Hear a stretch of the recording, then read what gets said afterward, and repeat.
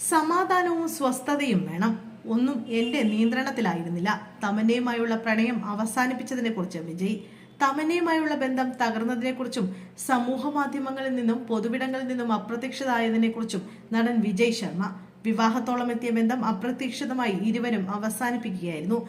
പ്രണയബന്ധം പൊതുവിടത്തിലേക്ക് എത്തിയത് തന്റെ സ്വസ്ഥതയും സമാധാനത്തെയും ബാധിച്ചിരുന്നുവെന്നും ആളുകൾ പ്രത്യേക കണ്ണിലൂടെ നോക്കാൻ തുടങ്ങിയെന്നും വിജയ് പറയുന്നു. അതിൽ നിന്നൊരു മോചനം വേണ്ടിയിരുന്നു.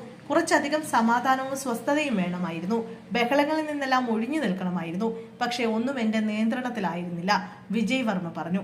തന്റെ ജീവിതവും ഓരോ തീരുമാനങ്ങളും അതിസൂക്ഷ്മമായി വിലയിരുത്തപ്പെടുകയും ചർച്ചയാവുകയും ചെയ്തു. എല്ലാ ദിവസവും വാർത്തകളിൽ നിറഞ്ഞുവെന്നും ഇതെല്ലാം സഹിക്കാവുന്നതിനും അപ്പുറമായെന്നും വിജയ് അഭിമുഖത്തിൽ പറഞ്ഞു. പ്രണയം പരസ്യപ്പെടുത്തിയാൽ ഇങ്ങനെയൊക്കെയാണ് സംഭവിക്കുമെന്ന് താൻ അപ്പോഴാണ് തിരിച്ചറിഞ്ഞതെന്നും താരം കൂട്ടിച്ചേർത്തു.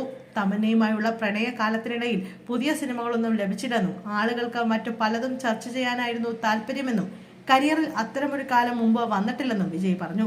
സ്വസ്ഥമായി ഇരിക്കാനാണ് താൻ ആഗ്രഹിച്ചത്.